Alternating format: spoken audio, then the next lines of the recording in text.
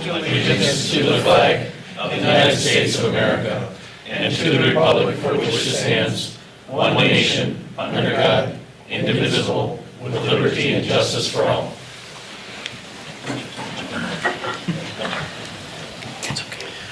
Sherry, roll call, please.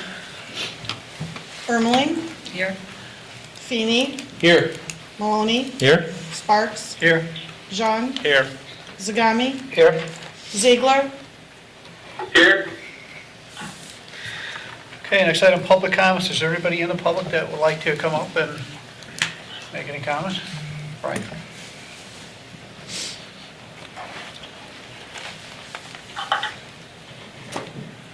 My name is Brian Bushnell. I live at 3700 Monkey Avenue here in Weston. I wanted to make a couple of comments about the written correspondence link about reducing speeding-related crashes through design. Hopefully, I know it's in your packet. Hopefully, you took a look at it. I didn't deliberately go looking for this because I know, or you may remember that I made some comments a couple of weeks ago or a couple of months ago. But it caught my eye when I saw it as I was roaming around the internet.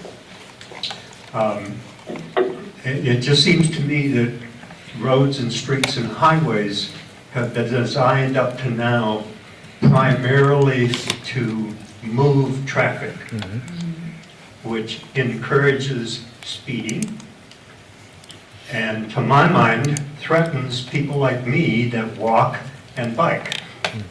And I said that. So hopefully you take a look at that and give it some thought. Similar, there's another example in my mind in the village of a street that is designed and has unintended consequences, and that's Ross Avenue. The bike hike lane is too wide. It becomes a second lane on each side. I have seen people use it as a lane. Before I stop driving on that road, street, whenever I can avoid it, I have had people pass me on the right when I have my right-hand signal light on, because I'm slowing down to make the turn. I know the first couple of summers that I lived here, I used that bike hike lane for biking and became really frustrated because some of the lawn mowing services were using it to park while they took their equipment off.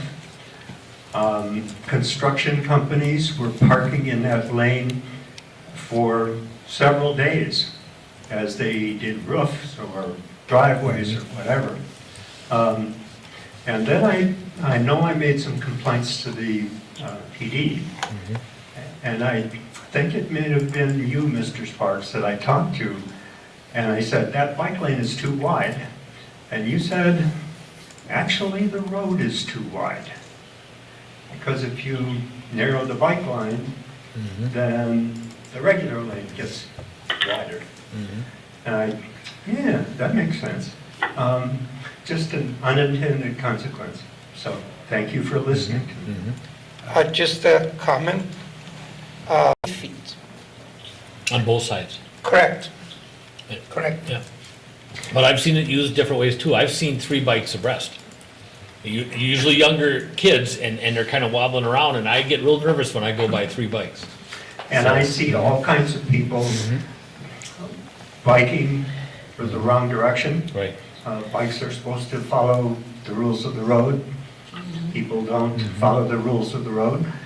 On regular streets, I cringe because I see people walking with their back to oncoming traffic. Right. I don't understand why they don't care more about their personal safety, but they don't seem to. So Yeah. I don't. I've given up trying to explain human behavior. Thanks, Brian. Thank you, Brian. Okay, item number 4, presentation on Weston Recycling Drop-Off Center hours by Jeff Wolf, General Manager of Advanced Disposal Services.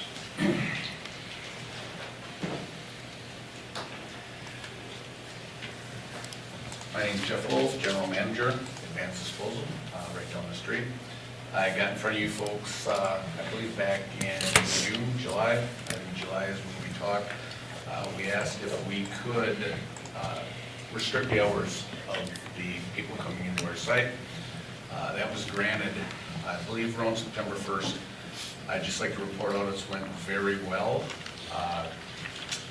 We were getting what we thought was a lot of commercial as well as residents not from the village that were coming in, and it's proved that that was exactly the case.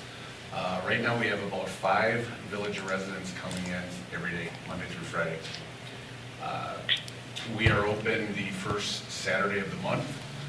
September was the week of late Labor Day, so we were open to the public that weekend anyway. October was the village fall cleanup, so we were open to the residents. So this last Saturday in November, first Saturday, kind of gave us a good snapshot of what we thought we were going to have coming in. We had a total of 12 residents that came in on that Saturday. Volumes went down greatly. Contamination has went down to just about 0, which was our main goal. So now we're actually processing a good product that comes through that site. I would be more than happy to answer any questions, but I think it was a win-win for both of us. And I just want to thank you all for letting us proceed with that. Okay, any questions from the board at all? All right, thank you, Jeff, appreciate it. Okay, item number 5, presentation on vaping by Marathon County Alcohol and Other Drug Partnership. Melissa. And John. I'll have the strawberry. Actually, I can't even say we have strawberry. Oh, okay. Red wine? No, sure, let's go. No, I'm just teasing. So I'm Melissa Moore. I do substance abuse prevention work for the Marathon County Health Department. I've been in this role for almost 10 years now. And this is my colleague, Jenna. Hi everyone, I'm Jenna Flynn. I coordinate the Central Wisconsin Tobacco Free Coalition, and that oversees Marathon, Wood, and Portage counties. Come and do. I talk well enough, but we'll just try to make sure everybody can hear us okay. So thank you for having us tonight to talk about vaping and the impacts that vapes have on our community. If you have any questions as we go, feel free to toss them out. We were told we had about a half an hour and then some time for questions, and we're not going to try to take up as much time as we can. So if we do move through things too quickly, definitely we'll try to read if you have a puzzled look on your face, but just know that we're learning as well as we go with these products. So with that, Yeah, so we're going to talk about some of the vaping trends, some of the newer products, understand why these products are harmful, why we should be concerned, and then close out with how these devices are linked with other substances, and then resources. And you guys feel free to chime in and ask questions as we go, but we do have some time for questions at the end as well. feel free, Clay, to contribute. So, gotta call you out immediately. I know you would. You're welcome. So, can you raise your hand if you've heard of an e-cigarette? Okay, so everybody, which is good. That helps me understand where you guys are at. How many of you have heard of Juul? A what? Jewel? Jewel. That's a brand of an A brand, e-cigarette. yep. Who, I would not recommend buying their stock. If you've seen them, that's not They have tanked. Okay, and that's okay. That's why we're here, so we can all get the facts and hopefully go home with some new information. So in terms of the difference between smoking and vaping, vaping is inhaling aerosol, where smoking is just like inhaling your typical cigarette smoke. And this is kind of a disclaimer. We're not here tonight to tell anybody that smoking is bad and you shouldn't do it. In fact, there are probably folks in the room that smoke, or family, friends that do as well. We're not here for that. We're just here to present facts so you can be informed and have the most up-to-date resources. So essentially, the process in which we ingest nicotine has changed over time, and this is just really a slide to illustrate that it's gone from loose tobacco to rolled tobacco to filtered tobacco in the 1950s. You saw the first actually e-cigarette in the 1960s, which a lot of people didn't necessarily realize. But when it comes to kind of today's e-cigarettes, the first brand that came out was Blue. Stefan Dorff, if there's any 80s TV show fans, he was like the face of it. But essentially, trying to see if I don't have anything up here with the bigger logo. But it's a very simple logo. It's very catchy type of logo. So these have actually been out for quite a long time. But what we're going to be talking about today and showing you and passing around is some of the newer products so you can kind of get a feel on how they've differed and how they've changed. This slide actually shows kind of the generations that were. Generation 1 would have been the ones that first came out. So really, if you look historically back, these are the ones that are probably between, 7 and 10 years old. These are the ones that had batteries that were more likely to blow up. Same batteries as Samsung. So they're going to be more likely to look like these. They're bigger, they're clunkier, and that's one of the things as you go through the generations that you saw that went differently is they became more discreet, and that's their selling point. So when you look at devices like this, historically they've been anywhere from 15 on the low end for the disposables up to hundreds of dollars, depending on the type that you get. But what we're seeing is a lot of these brands, as Juul gets a hit, has taken a hit. When Juul first came out, these devices were about $25 to $35 a piece, depending on where you got it. The pods ended up being cheaper than the pack of cigarettes themselves, and each pod equals a pack of cigarettes. So you can kind of get an idea on price. Yes, sir? So you pay $25, how many times you can use it? So this is your actual device. What you're going to do is you're going to buy some of these little pods here. They're refillable. And that's one of the things that have changed over time. Each one of these little pods is a pack of cigarettes. So each pod costs about $5 a pod versus a pack of cigarettes that could be anywhere from 7 to 9. That thing you're holding in your hand is $5.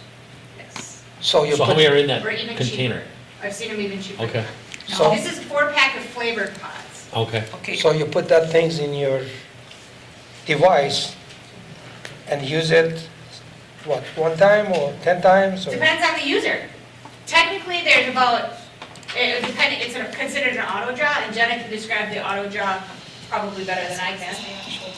But essentially, when you put it to your mouth, as soon as you inhale, it you goes smoke in. it. Compared to From these this old side? ones, where you had to heat them up first See in how order for it much to I be know? used. So the heated ones have a battery, They have batteries. but this one here that she's showing us Those are has, rechargeable. it does have a battery? Yep, they're rechargeable, so they're Oh. gonna be the ones that you charge with the regular old traditional Okay. USB cable. You don't have. And the aerosol, just going back to aerosol, is it the chemical of aerosol? You're not actually talking about the pump? All I can think of is a spray aerosol. When you say you're having aerosol, what do you mean by that? So when the device itself, say, I lost it. Because am I not manually drawing it into myself? Yeah, so each device comes with How a do you get it battery, Okay, a spot where the e-liquid goes, yep, and then a mouthpiece. So Okay. the battery is what heats up the liquid, transforming it into an aerosol. So the user is inhaling that aerosol. So a misconception is that this stuff is just vapor, it's just wow, water vapor. I didn't know that, okay. So because there's chemicals in it, they're So inhaling. when I see someone going to work and I see someone puff out their window with a cigarette, I don't see that much smoke come out.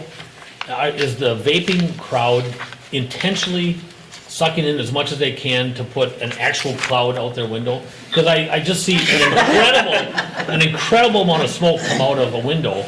Yeah. Or if you see someone, it's almost like, are they doing that on purpose, or is that truly that amount of smoke that they're getting to exhale? You know what I mean? It's a type of product, but there's actually brands that talk about blowing insane clouds, and we're gonna show a video here coming Yeah, up. okay. We have a video as part of the presentation. You can see kind of the allure of that, and you can see people using it. So I'm gonna hold that, and you're gonna be able to see kind of how that Yeah. works here in a minute. Just as far as the generations go, one thing to note is that they went from clunky, like that one that I Right. mentioned that blew up, to more discreet like these. These are being sold for 99 cents a piece Wow. now. They used to be about $30, because they know that people are like, well, we shouldn't do this anymore, so they drop So the they- prices they- of the devices themselves. So they palm it in their hand when they can do it. Absolutely. I was at a Brewer game and some kid had it Yeah. in his sleep. I'm like, you can't do that. And here he goes, oh, I didn't know. And then he kept doing it. My kids were irate. It was fantastic. But, the generational as they go, what you're going to see now is that there's a lot of dual purpose type of devices that can be used for other substances very easily. And I'm going to go into that a little bit more, but you can kind of see how they've changed over time. So in terms of the e-liquid, Melissa, I don't Yep, think I'll I'll pass pass around. around a Go couple of those. The bottom line with the e-liquid right now, so the e-liquid is the actual product that goes into the devices, or one of the products that can go into devices, that's how the user would inhale the products. The bottom line right now is that none of the products are regulated. The FDA has put out a application requirement that's due in May of 2020 to require companies to submit applications. What that means in terms of regulation, I have no idea, because cigarettes are regulated and those are sold to the adult population. So there are chemicals that have been found in the e-liquid that are linked with the same chemicals found in cigarettes that are known to cause cancer. That's really the bottom line with that. And the more studies are out there, the more that they're finding. And so it can be in the juices that are going around, they can be put into something like this to put into devices that you have to, so there's pre-filled pods which we pass around, and then there's some that you fill on your own. The first generation would have fill on your own as well. So these type like this, you can really put anything in these. But the pod is the one that goes in that small device and okay. Any of a number of small devices. I'll pass these other ones How long around does too. that device last if you're using pods? It depends Forever? on the user. Oh, From talking with some of the districts, and maybe you guys can speak to this as well, it really depends on the user. Some of them are saying they're using a pod easily in a day or two easily in a day. And as Melissa had highlighted, those pods are equivalent to a pack of cigarettes in terms of nicotine, so they are highly addictive, but it depends on the user. but the actual device, you could just keep using it as long as you keep putting pods in. It depends. They'll get gunky Oh, okay. over time, based on the chemicals that are in it, especially if you're using it for other substances like THC. They'll start gunking up, and then you have to change different components of it. But most of these devices do come with substitutes or something else that you could use. Something that you can fill. Can you smoke like CBD? I mean, can you make CBD go in there? Am I We'll saying that talk right? about that coming Okay, back. all right. I've got examples to pass around. Yes, sir. Yeah. It said cherry blossom.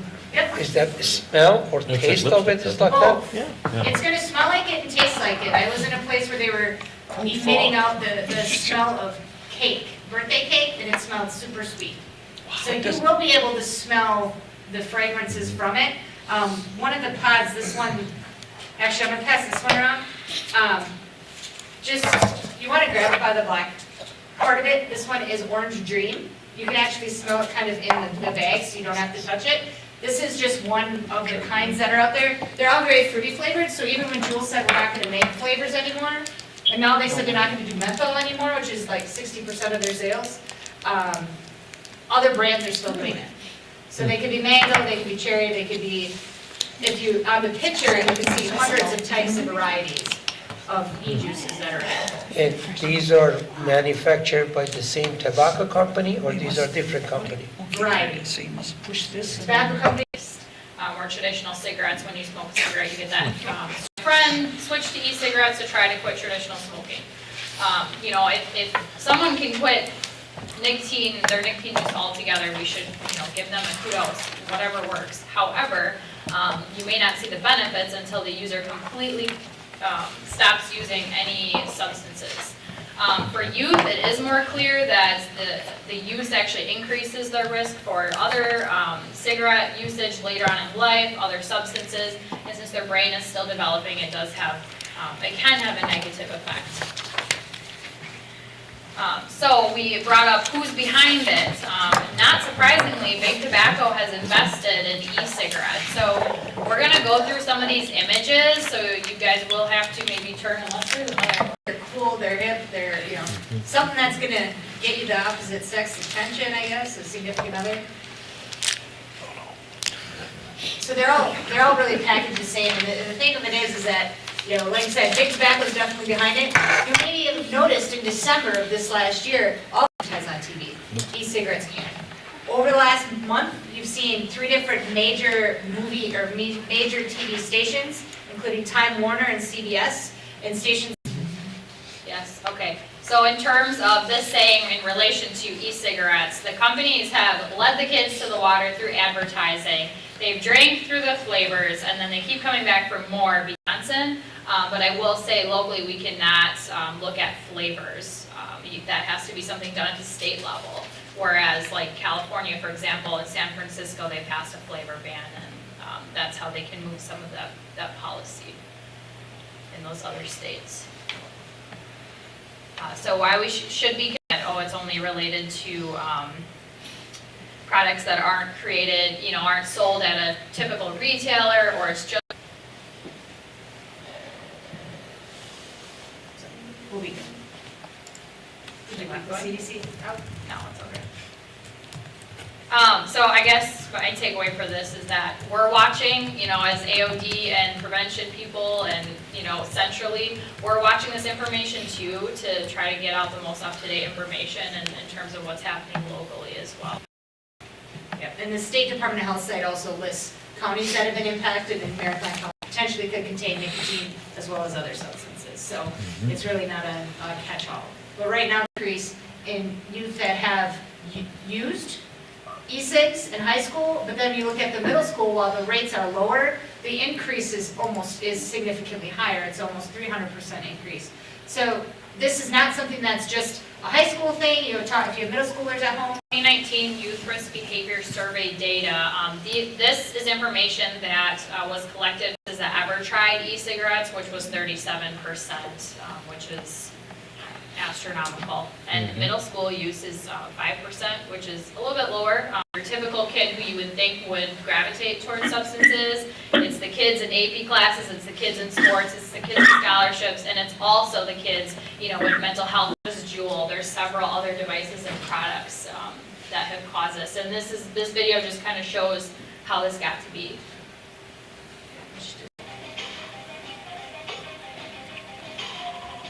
Yo, what's going on, guys? Today's video is going to be a Juul sesh. We got the mango pod. I got some accessories.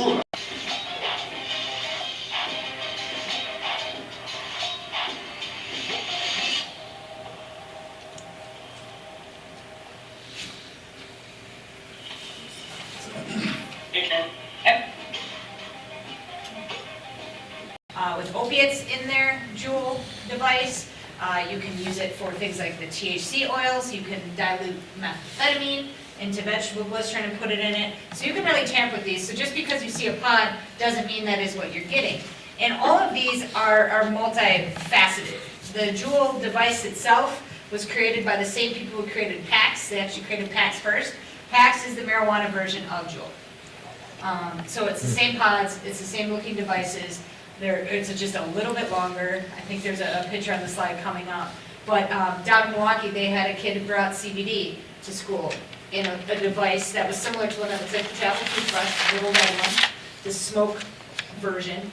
So when you come to the devices themselves, this slide just shows how many different devices are out there. We showed you guys some of them. We showed, just kind of held up some of the things. But one of the things we talked about is not just nicotine, is that these two pens, pre-filled cartridges, one is nicotine, one is CBD. They look exactly the same. They're flavored the same. So this is just, something to kind of put out. Just because it looks like one thing, it may not be what you actually expect it to be. This is one of our newer purchases, the watch. There's actually a vape watch where it comes apart and there's a vape in it. It looks very similar to the Apple Watch. We also have one of the vape hoodies. Is that watch intended to deceive? Yes. Oh, it is, okay, Yep, so same thing with this. I can carry it and nobody knows I have it, and then when I want to use it, I do, okay. Yep, just pop the cover off and it's ready to go. Same thing with the vape hoodie. There's vape sweatshirts. There's vapes that you can use burn. You can use like smoke, leafy tobacco, the leafy marijuana, there's ones that you can use for the waxes and the oils. So those are some of our newer products. They even have some, you know, if you see on the picture there, they have some that look like a cell phone. They have walls of different vape devices and different hiding containers. And I think the thing of it is that you can get a whole kit where you can do your leafy substance, your waxes, you can use your liquids or your oils, all in the same bag. If the packs, and we mentioned Juul, but you can buy these pre-filled pods. These are CBD pods bought right down the road. One's 30. The one that's more the viscosity. How did it go? The first try. Yes. The viscosity of this one, you can see there's a difference. This one is $50. And they say they're CBD. The thing of it is that in all these CBD products, it could say it contains no THC. Hemp oil or hemp products that contain CBD are by law are supposed to have more than 0.3% THC, which I think is on the next slide. THC is really going to impact the feel that you get.